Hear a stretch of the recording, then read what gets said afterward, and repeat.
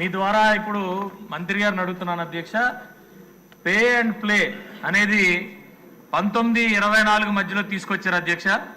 ఇది ఎంత దారుణమైన పరిస్థితి అంటే పిల్లలు ఎవరైనా ఆడుకోవాలంటే డబ్బులు కట్టి ఆడుకోవాలనే ఒక సిస్టమ్ని తీసుకొచ్చిన మహా ఏంటి ఇంకా ఏమనాలో కూడా తెలీదు. పిల్లలు ఆడుకోవాలంటే డబ్బులు కట్టాల్సిన పరిస్థితి అధ్యక్ష. మనం వచ్చిన తర్వాత పే అండ్ ప్లేని రద్దు చేశామని చెప్పారు.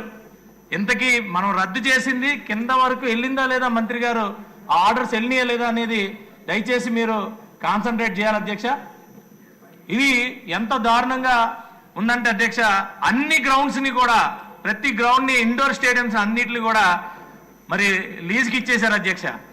ఆఖరికి మన పశ్చిమలో గణబాబు గారు జడ్పీ స్కూల్స్లో ఈ రోజు వరకు ఒక ఇండోర్ స్టేడియం అనేది దేశంలో ఎక్కడా లేదు అధ్యక్ష. అలాంటిది గోపాలపట్నం జడ్పీ స్కూల్లో ఉడా ఒక నిధులతో కట్టిన తర్వాత అంటే శాప్ స్పోర్ట్స్ అథారిటీ ఆఫ్ ఆంధ్రప్రదేశ్కి ఎటువంటి సంబంధం లేదు అధ్యక్ష. ఆయన ఒక ప్లేయర్ కాబట్టి ఆ జడ్పీ ఏదైతే స్టేడియం ఉందో శాప్కి ఇస్తే శాప్ లీజ్కి ఇచ్చారు అధ్యక్ష. అసలు వాళ్ళు డబ్బులు పెట్టలేదు, ఏమి పెట్టలేదు, లీజ్కి ఇచ్చారు. అక్కడ ఉన్న స్టూడెంట్స్ అందులో ఆడుకోవడానికి కూడా డబ్బులు కట్టి అంటే ఆల్ స్కూల్ ప్రెమిసెస్ లో ఉన్న ఇండోర్ స్టేడియం కూడా డబ్బులు కట్టుకొని లోపలికి వెళ్ళే దౌర్భాగ్యమైన పరిస్థితి ఈ 5 సంవత్సరాలు కూడా చేశారు అధ్యక్ష.